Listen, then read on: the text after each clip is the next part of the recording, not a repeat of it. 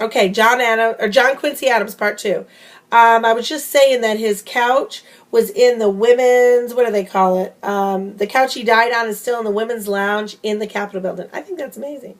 All right, when he was in Congress trying to pass the anti-slavery bills, there was a new kid there, and this kid, he got so close to him, he was a freshman congressman, which means he's a brand new congressman, that he was actually the pallbearer at his funeral. Kind of took him under his wing.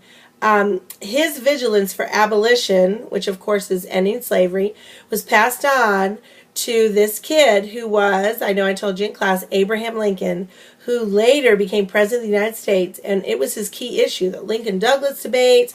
And I mean, Lincoln was talking about this when other people were like, ooh, stay away from this issue, but he was talking about it, got elected, and of course we know the rest of the story.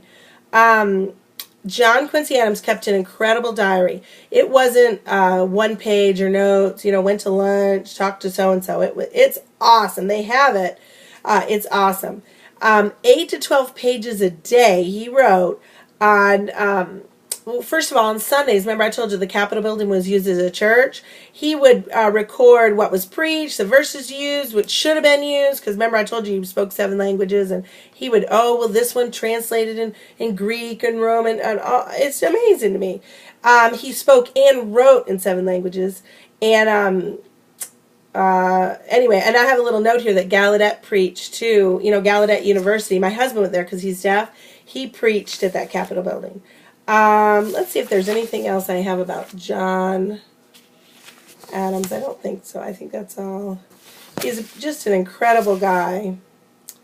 Yeah, I think that's all I have on John Adams. But he was really just incredible. And remember, when he went up against Andrew Jackson, and Andrew Jackson won the majority of the votes, but it went to the House of Representatives, which is what happens, and it's in the Constitution even today, if something happens and there's a tie of votes, or somebody doesn't win the majority, let's say it's split 3 ways, which it was then, and John Quincy Adams ended up being president, even though he had a lot fewer votes. And they were afraid of Andrew Jackson, afraid people with muddy boots would be at the White House, which of course they were later. And also it drove Andrew Jackson to join a party.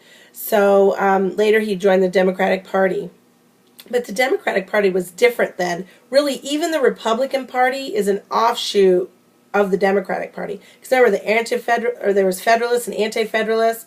The Anti-Federalists, which was Thomas Jefferson, became Democrats, and then it broke up Southern Democrats, Northern Democrats, because the Southern Democrats seceded from the Union, and it also became the Republican Party, which is an anti-slavery party, and the Republican Party started by abolitionists, people that wanted to end slavery. So, anyway, so Andrew Jackson became a Democrat and realized he had to join a party to win, and that's why he didn't win. He didn't have influence in the House because he wasn't part of a party. But he said about John Quincy Adams, well, that's okay. He'll just serve 1 term like his daddy. So I always remember that quote. All right, that's the end of John Quincy Adams. Next, we're going to be talking about Daniel Webster.